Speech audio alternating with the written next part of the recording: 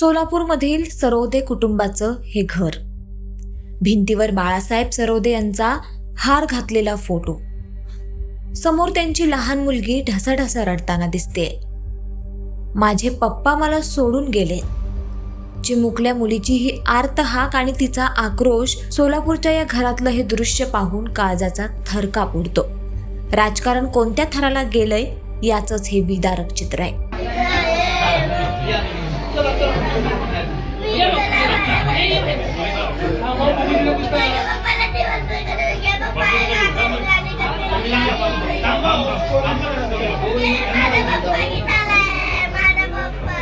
जेव्हा मनसे नेते अमित ठाकरे सांत्वन करायला या घरी पोहोचले तेव्हा या चिमुरड्यांचा टाहू पाहून त्यांनाही आपले अश्रू आवरता आले नाहीत.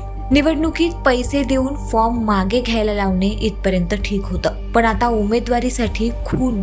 समोरच्या पक्षातल्या नेत्यांनाही मुलं बाळ आहेत. मी जे आज पाहिलंय ते मुख्यमंत्री आणि उपमुख्यमंत्र्यांनी एकदा येऊन पाहावं. जर निवडणुका अशा होणार असतील तर आम्हाला नको तशा निवडणुका. तुम्हीच जिंका, पण महाराष्ट्राची ही अशी अवस्था करू नका. फडणवीस साहेब, एक दिवस प्रचार सोडा आणि इथे या. आपलं राज्य कुठे चाललंय ते पहा.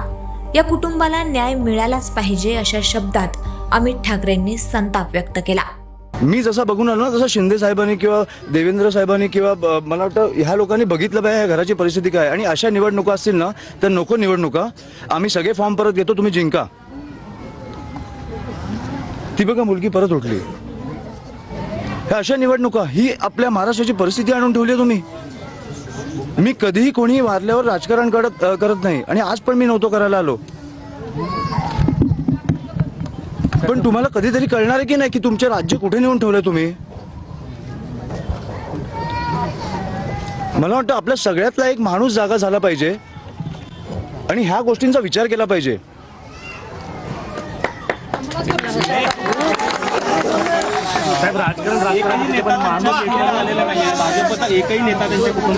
मग माझी विनंती आहे फडणवीस साहेबांना, माझी विनंती आहे एक दिवस प्रचार सोडा आणि प्लीज या. तुम्हाला निवडणुका काय कुठच्या पातळीला नेऊन ठेवल्यात ना आपल्याला कळतील.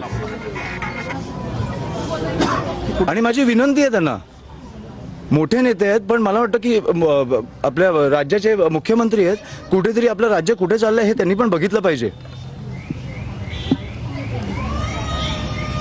ही कुठची परिस्थिती आहे. एक आई, एक बायको, 2 मुली आज अस्थि विसर्जन करून आल्यात. कशासाठी? निवडणुकीसाठी.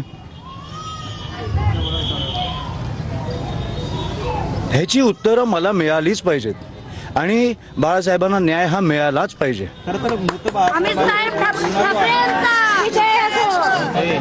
बाळासाहेबांवरती देखील गुन्हा दाखल झालेला आहे आणि त्यांच्या कुटुंबियावर क्रॉस कंप्लेंट आहे. मी मला वाटतं फडणवीस साहेबांना जाऊन भेटणार आहे. मला इकडे CP कोणाशी बोलायची गरज नाही आहे. फडणवीस साहेबांनी मुख्यमंत्री म्हणून मला एक 10 मिनिटं द्यावी. मला सगळी परिस्थिती त्यांच्याकडे मांडायची. मला वाटतं एक दिवस सोलापूरला येऊन ते जाऊ शकतात. ही राजकारणाची परिस्थिती मी सहन नाही करू शकत. आपलं राज्य असं नाही असू शकत.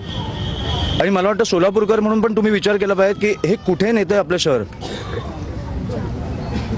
बाकी सगळं ठीक आहे. 70 ठिकाणी तुम्ही जिंकला, बिनविरोध जिंका, मजा करा.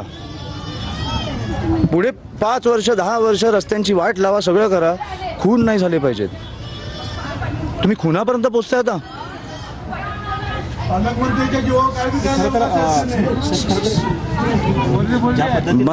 मला काही बोलायचं नाही. मी आता डायरेक्टली फडणवीस साहेबांना जेव्हा प्रचारातनं वेळ मिळाला मी त्यांना जाऊन भेटणार आहे.